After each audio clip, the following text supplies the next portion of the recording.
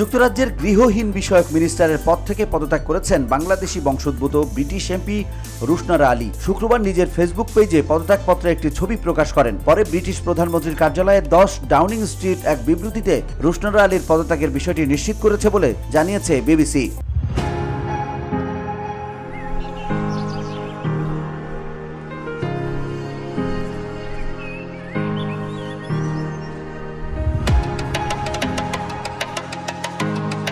এর আগে নিজের মালিকানাধীন একটি টাউন হাউস থেকে ভাড়াটেদের উচ্ছেদ করে ভাড়া 1,700 পাউন্ড বাড়িয়ে বাড়ি ভাড়া দেওয়ার ঘটনায় ব্যাপক সমালোচনার মুখে পড়েছিলেন তিনি। ব্রিটিশ সংবাদ মাধ্যম বিবিসির প্রতিবেদনে বলা হয়, পূর্ব লন্ডনের বো এলাকায় অবস্থিত রুশনারা আলীর ওই বাড়িতে মাসিক 3,300 পাউন্ড ভাড়ায় 4 জন ভাড়াটে থাকতেন। তাদের নির্ধারিত মেয়াদী চুক্তি শেষ হওয়ার পর গত নভেম্বর মাসে 4 মাসের নোটিশ দিয়ে বাড়ি ছাড়তে বলা হয়। পরে বাড়িটি পুনরায় ভাড়ার জন্য 4,000 পাউন্ড মাসিক ভাড়ায় পুনরায় তালিকাভুক্ত করা হয়। এ নিয়ে গৃহহীনদের দেখভালের দায়িত্বে থাকা মিনিস্টার রুশনারা আলীর ব্যাপক সমালোচনা হয়।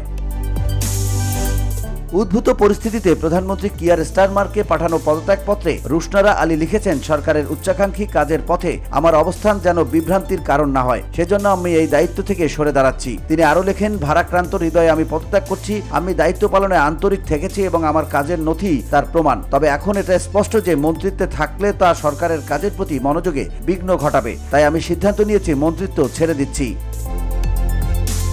প্রতিবেদনে আরো বলা হয়, যুক্তরাজ্যের পার্লামেন্টের প্রথম বাংলাদেশি বংশোদ্ভূত এমপি রুশনারা আলী লন্ডনের বাংলাদেশি অধ্যুষিত টাওয়ার হ্যামলেটসের ওই আসনে 2010 সাল থেকে টানা এমপি নির্বাচিত হয়ে আসছেন রুশনারা।